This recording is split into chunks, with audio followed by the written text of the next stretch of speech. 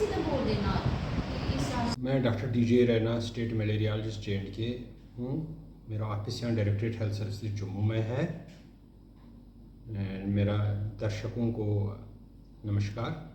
ऐसा है, बरसात में ह्यूमिडिटी होती है और क्लाइमेट में टेम्परेचर भी ज़्यादा होता है और मच्छर के पनपने का जो आइडियल टेम्परेचर 15 से 30 डिग्री सेल्सियस होता है और ह्यूमिडिटी 60 से 80% के बीच में होनी चाहिए और ये फेवरेबल कंडीशंस होती है। इसलिए बरसात में ये जो बढ़ता है डेंगू या जो भी वेक्टर बॉर्न डिजीज जो मच्छर से बनती है। कुछ साल की एक्सपीरियंस लेके सबसे पहले लोगों को मैं ये बताना चाहता हूँ कि भाई प्रोटेक्शन प्रिवेंटिव मेजर्स लेने ज़रूरी हैं ताकि मच्छर से बचा जाए।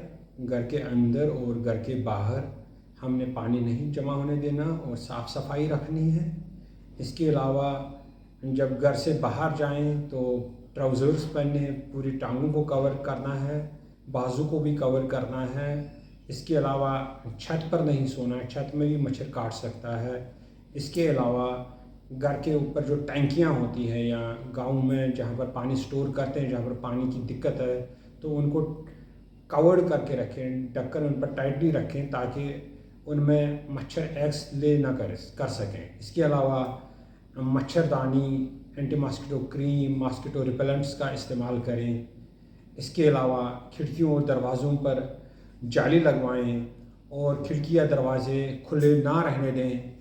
इसके अलावा उन्होंने जहाँ पर भी पानी जमा होने की संभावना, जैसे एयर कूलर हैं जो मौसम को ठंडा करते हैं, हवा को, जैसे बर्ड बाथ्स हैं, पक्षियों के लिए पानी रखते हैं, जैसे वाश ट्रेज हैं, गमलों के नीचे ट्रेज होती हैं प्लास्टिक के बर्तन में, उसको कम से कम हफ्ते में एक बार खाली करना है पानी जम। देखिए, एक नया इनिशिएटिव हमारे डिपार्टमेंट ने लिया हुआ है लोगों को बचाने के लिए। डेंगू से पहले जो टेस्ट होता था डिस्ट्रिक्ट हेडक्वार्टर पर होता था और पेशेंट को खुद जाना पड़ता था, लेकिन अब हमने सैम्पलिंग को डिसेंट्रलाइज किया। ये सैम्पलिंग अब ब्लॉक हेडक्वार्टर पर भी होती है और पेशेंट को इसके कुछ फ़ायदे हैं। नहीं आना पड़ेगा, पेशेंट को नहीं आना पड़ेगा डिस्ट्रिक्ट पर। उसके साथ जो बंदा है उसका दिन वेस्ट नहीं होएगा, उसकी वेज वेस्ट नहीं होएगी।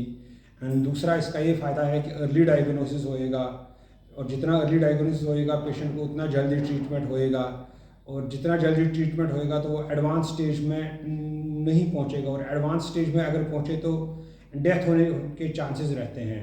एक और फ़ायदा है कि जो हम किट्स है, किट में कोई 96 टेस्ट्स होते हैं और अगर कम सैंपल्स हैं तो हमें कम सैंपल्स पर भी टेस्ट करना पड़ता, तो वो किट्स वेस्ट हो जाती हैं। तो जब हमारे पास नंबर ऑफ़ सैंपल्स एडिकेट होएगा, जैसे डिस्ट्रिक्ट हेडक्वार्टर में अगर जम्मू डिस्ट्रिक्ट की बात करें, 9 ब्लॉक से सैंपल्स आएंगे तो अपने हेडक्वार्टर के भी सैंपल होंगे तो नंबर ऑफ़ सैंपल्स काफ़ी एडिकेट होएगा, तो वो टेस्ट लगाएंगे और किट्स की वेस्टेज कम होएगी और जितना किट्स की वेस्टेज कम होएगी उतना मोर फ्रीक्वेंटली टेस्ट लगा पाएंगे। जैसे अगर पहले हम हफ्ते में 2 बार या अल्टरनेट डेज टेस्ट कर पाते थे, अब हम हफ्ते में डेली भी टेस्ट कर पाएंगे और इस तरह ट्रांसमिशन में भी हमें मतलब ब्रेक हो जाएगा, बिकॉज जितना जल्दी हम टेस्ट कर पाए और टेस्ट का रिजल्ट दे पाए। बिकॉज हम जब टेस्ट करेंगे, ब्लॉक के टेस्ट जो आएंगे डिस्ट्रिक्ट पर, तो हम बाय व्हाट्सएप या टेलीफोनिकली वो रिजल्ट कम्युनिकेट करेंगे, तो उतना जल्दी लोग मतलब वो ट्रांसमिशन को रोकने के लिए डिपार्टमेंट की तरफ से जो प्रयास हैं वो भी होंगे, लोग भी सतर्क होंगे, वो भी थोड़ा ज़्यादा प्रिकॉशंस लेंगे तो ट्रांसमिशन भी ब्रेक होएगी। और इसके अलावा जो एक और मेन चीज़ मैं बताना चाहता हूँ जिस पर मेरा फोकस रहेगा कि लोग जब एफिब्राइल होते हैं, उनका फीवर जब उतर जाता है, चौथे 5वें दिन उतर जाता है, तो लोग निश्चिंत हो जाते हैं कि भाई अब हमारा फीवर उतर गया तो हमें कोई चिंता करने की ज़रूरत नहीं है, तो वो काम पर लौट जाते हैं।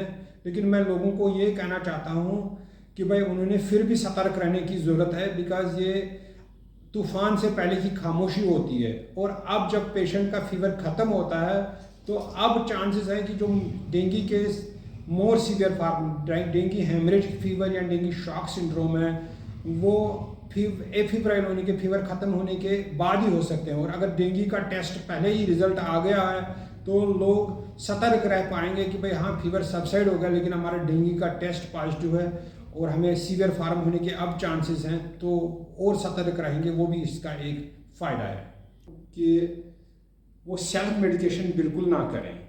खाली अगर रात का समय है या कोई इलाका जहाँ पर अस्पताल नज़दीक है नहीं है, दूर दराज इनएक्सेसिबल है, तो एज ए फर्स्ट एड वो पैरास्टामॉल की एक टिक्की ले सकते हैं और पानी की पट्टियाँ कर सकते हैं, नलके की पानी की पट्टियाँ बाजू पर, टांगों पर, सिर और हाथ पैर पर बुखार उतारने के लिए। और यूजुअली मैंने जैसे बताया कि इसमें आर्थराइटिस भी होती है, लोगों को दर्दें भी होती है जोड़ों में, तो यूजुअली लोगों के घरों में पेन किलर्स पड़े होते हैं। लेकिन मैं लोगों को ये बताना चाहता हूँ वो पेन किलर्स बिल्कुल ना खाएं, बिकॉज डेंगू में प्लेटलेट्स भी कम होती है और जो ये पेन किलर्स हैं, जो प्लेटलेट्स कम हुई ऑलरेडी, उनको प्रॉपरली फंक्शन नहीं करने देता और ब्लीडिंग टेंडेंसी बढ़ सकती है।